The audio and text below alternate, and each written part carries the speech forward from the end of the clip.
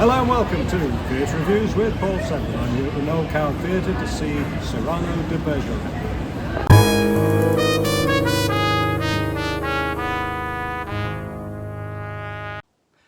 I have rarely enjoyed a night as good as this in a theatre. This new adaptation of Cyrano de Bergerac, first seen at the Royal Shakespeare Company in Stratford and now in London, is a play full of heart that pays homage to the language of poetry, features a performance by Adrian Lester to rank among the greats, and provides a uniquely theatrical experience. Keep watching and I'll tell you more. But first, please like, comment and subscribe to this channel. Oh, and visit my website, Theatre.Reviews, for written versions of my reviews and my roundups of other critics' reviews, including of Cyrano de Bergerac. Hello, I'm Paul Seven Lewis, and I've been reviewing on YouTube over 8 years now, sharing the excitement I feel about live theatre. Apart from all the other reasons to see this tremendous show, number one must be the rare opportunity to see Adrian Lester. I last saw him as Othello in, I think, 2013 at the National Theatre, and I'm not sure that he's been in any fully staged play in the UK since, which is a grave loss to those of us who love great acting. It was his idea, apparently, to play Cyrano de Bergerac, and you can see the attraction. An awesome anti-hero, possessed of supreme swordsmanship, a quick wit, and a poet's passion for language, but cursed with a tragic flaw. He's convinced his large nose makes him an unattractive laughingstock. Of course, the story of this man who is so self-loathing that he cannot declare himself to the woman he loves and instead woos her through a proxy has become one of the most familiar in the world since it was written by Edmond Rostand at the end of the 19th century.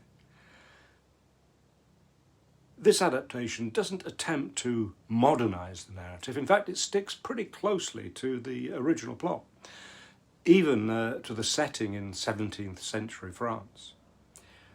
What makes it special is the translation into modern poetry by Simon Evans, who also directs, and Debris Stevenson, a poet and author of one of my favourite recent musicals, Poet in Dacona.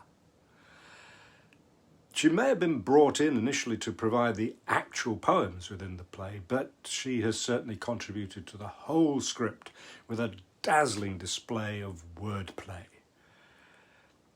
Just as the original play was written in verse, so much of the dialogue here is based on classical poetic metres. But each character has his or her own rhythm and use of language. I can't say these lines as well as Adrian Lester, whose voice is to die for. But this is Cyrano talking as he faces military combat. This is what words mean here. Not beauty, not art, but armour. Words that hold the line when hands can't, that give the dying something to chant, that beat across time like a giant's drum and say, I was here, and I was loved, and I was someone. Now, I didn't scribble these words down while watching the show. I was so impressed by the script that I bought a copy. So you'll be hearing a few more quotes. And this adaptation squeezes every drop of comedy out of the play as well. We first meet Cyrano in a theatre. Well, it's the theatre we're in. Someone introduces a show we're about to see. There's clearly some nervousness that Cyrano might turn up and ruin things. Actors appear all over the place, looking for him, in the boxes, at the back of the stalls, leaning over the circle, sitting among the audience. Try doing that in the cinema. And instantly, we're involved. And when Cyrano does appear, he's accompanied by a six-piece band. He won them in a bet about grammar. What else? Sometimes they play at his command. Sometimes they play when he doesn't want them to. But mainly, they play some sublime music by Alex Baranowski that enhances the emotions being expressed by the characters. Cyrano gets into an argument with Voltaire, a stooge of his arch-enemy, the Comte de Guiche. Cyrano is disappointed that the best insult about his nose that Voltaire can come up with is, "It's effing huge." Well, apart from the fact that we're about to witness one of the best staged sword fights I've seen, Cyrano decides to accompany that with an acrostic. And thankfully, he explains that he's going to take each letter of that phrase and make it the beginning of a whole line about his nose. So let's start randomly with F. "Look, Papa Geppetto, I'm a real boy." U. Utilitarian. "What's it for? Hanging coats, putting out candles, herding wild goats?" C. Capricious. "Should we worship it for fear it might destroy us?" K. Kinky. "Do women moan if you pull it out mid-coitus?" And so on. But before that, he gets us, the audience, panto-style, to join in and remind him of the insult. Now, I don't know how funny I've made this sound, but I can assure you that when it's done by Adrian Lester, it's hilarious. The deftness of the dialogue is there throughout. When he meets Roxanne, the woman he loves and whom he has known since childhood, they play a familiar word game, constructing a conversation where all the words begin with the same letter. Now he's expecting her to tell him something new, so he begins. "Some secret? Soon. Straight away. Stop searching. Silence? Suspense. Stubborn." And so it goes on. You're watching Theatre.Reviews with Paul Severn. Words, which are both Cyrano's power and his protection, carry us through the play like a trip down the rapids.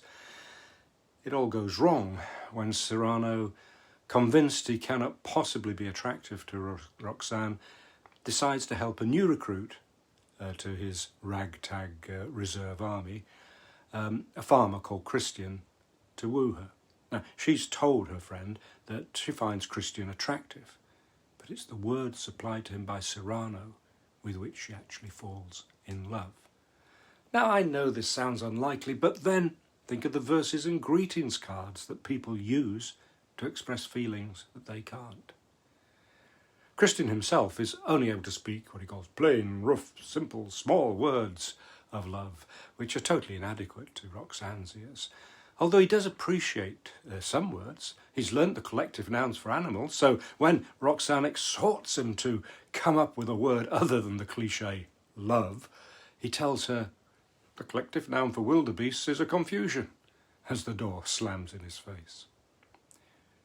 But Roxanne does fall for Christian through the words of Cyrano, foolishly believing that good looks and a poet's art go hand in hand.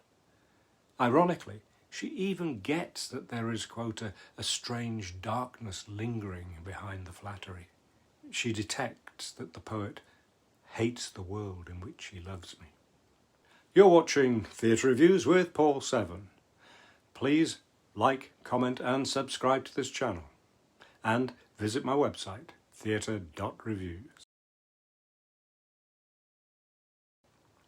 Of course, this quality of script means each actor is given the tools to be exceptional, and the cast rise to the occasion. Susannah Fielding as Roxanne is suitably bolshy and arrogant, and so relaxed in Cyrano's company, and so blinded by the idea of romantic poetry that she loses touch with what is in front of her. Levi Brown as Christian could easily be eclipsed by the remarkable repartee of that duo, but he's perfect as the cheeky, naive farm boy with a big, bursting heart. Scott Hand is superb as Comte de Guiche, sly and slimy, but never overplaying the villain, always suggesting a sensitivity beneath the sneer.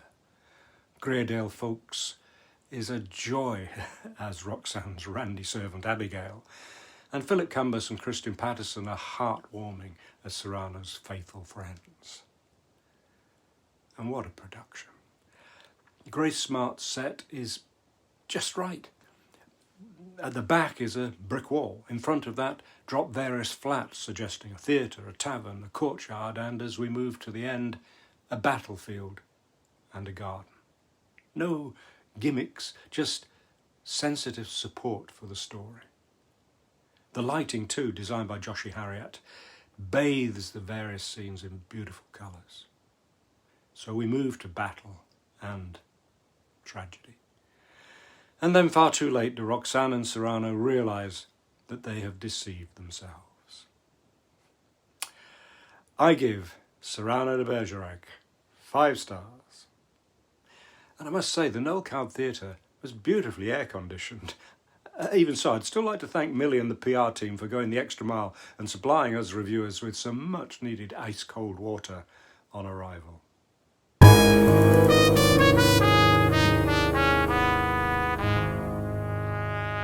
I hope you found this review useful and interesting, and if you did, please like, comment and subscribe to this channel, then you'll be the first to know about my future reviews. And you can read my reviews and my roundups of other critics' reviews at Theatre.Reviews. Thank you for watching.